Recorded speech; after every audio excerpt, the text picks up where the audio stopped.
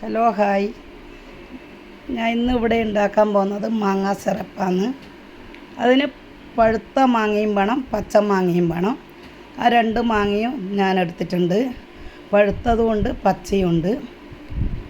അത് ചെറുതായിട്ട് ഇത് തോല് കളഞ്ഞ് ചെറുതായിട്ട് മുറിച്ച് വെച്ചതാണ്.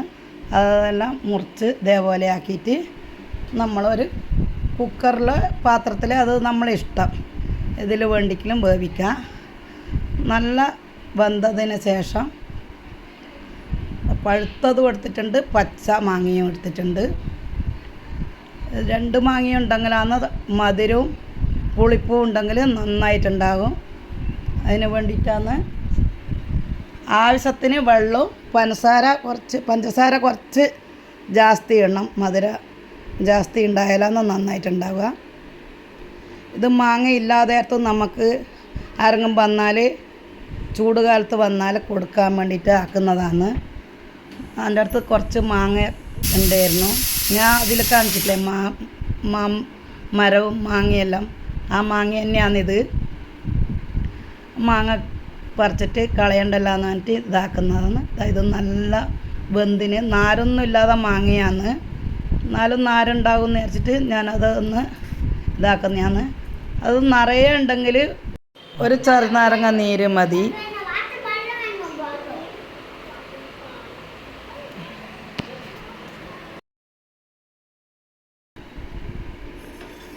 എന്നിട്ട് ഒരു മിക്സി ജാറിലിട്ടിട്ട് നല്ല നൈസിൽ അരച്ചെടുക്കണം. ഈ വെള്ളം കളയേണ്ടി വരില്ല. ആ വെള്ളം നമുക്ക് തന്നെ ഉപയോഗിക്കാം.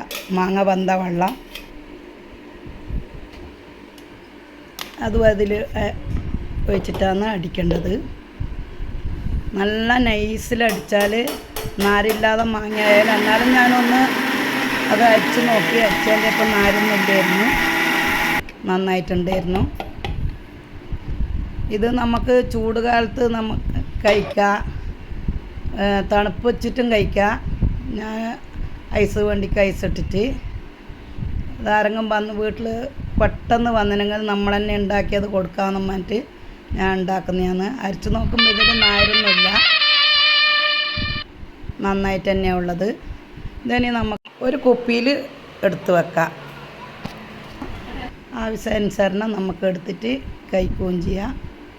നല്ല ടേസ്റ്റാണ്. നല്ല മധുരവും പുളിപ്പും എല്ലാം ആയിട്ട് ഫ്രൂട്ടീൻ്റെ ടേസ്റ്റ് ഉണ്ട്. നല്ല ഉണ്ട്. ഇത് ഇങ്ങനെ ആക്കി നിങ്ങളും നോക്കൂ. കാണുന്നവർ സബ്സ്ക്രൈബ് ചെയ്യുക, ലൈക്ക് അടിക്കുക. അതായത് ഇതുപോലെ ആക്കി വെക്കൂ. ഇത് സിറപ്പ് ഒരു 2 സ്പൂണ് പോലെയോ ഒരു കരണ്ടി പോലെയോ അത് ആവശ്യാനുസരണം എടുത്തിട്ട് അതിൽ കുറച്ച് വെള്ളം ഒഴിച്ച് തണുത്ത വെള്ളത്തിൽ കലക്കാൻ നല്ല ഫ്രൂട്ടീൻ്റെ ടേസ്റ്റാണ്. ഇത് കുടിക്കാൻ നന്നായിട്ടുണ്ട്.